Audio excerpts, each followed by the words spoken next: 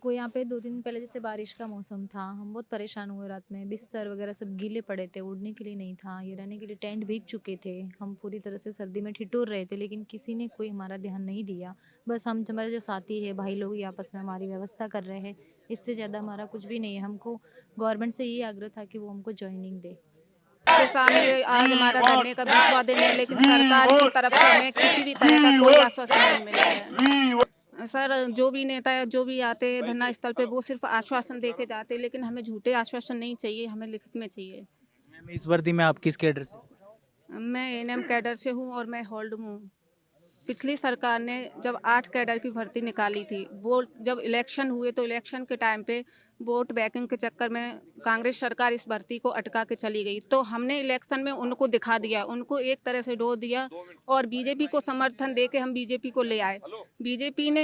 BJP सरकार ने election time पे बड़े बड़े वादे किए कि हम युवाओं को रोजगार देंगे, महिला सशक्तिकरण की बात की गई, लेकिन आज देखने को मिल रहा है कि वही महिलाएं, वही बहन, वही बेटी आज धरना दे के रोडों पे रहने को मजबूर हैं। यहाँ दिन रात रह रहे हैं। आप कैमरा घुमा के दिखाइए एक बार, यहाँ पे महिलाएं छोटे छोटे बच्चों को लेके पड़ी हैं, लेकिन सरकार की तरफ से अभी तक हमें किसी प्रकार का कोई भी आश्वासन नहीं मिला है। 29 तारीख को हमारा शिक्षा मंत्री और कुछ अधिकारियों के साथ वार्ता हुई थी, तो वहाँ भी सिर्फ हमें आश्वासन नहीं मिला था, जबकि हमारी मांगे हैं कि 8 कैडर की जो भी भर्तियाँ हैं जिनका काम 90% हो चुका है, सिर्फ नियुक्ति देना बाकी है, तो उनको ज्वाइनिंग दें। हमें बहुत सी समस्याओं का सामना करना पड़ रहा है, जैसे कि सरकार हमारी कोई मांग की सुनवाई नहीं कर रही और हम हमारी 8 कैडरों की भर्तियों की मांग को लेकर यहाँ पर बैठे हैं, लेकिन सरकार ने अभी तक हमारी कोई सुनवाई नहीं करी, ना कोई उनकी तरफ से कोई नुमाइंदा आया है।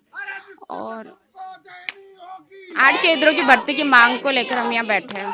हमको लिखित रूप में आश्वासन कोई नहीं दिया गया है और विगत 20 दिनों से हम लोग यहाँ पर धरने पर हैं और सरकार न तो हमारी सूद ले रही है न कुछ नहीं, और काफ़ी सारी माता बहनें यहाँ पर हैं और उनके परिवार, घर परिवार को छोड़ करके वो यहाँ पर रह रही हैं। सरकार को थोड़ा सा संवेदनशील हो करके इस मुद्दे पर सोचना चाहिए कि ये बच्चे क्या गलत मांग रहे हैं उनसे।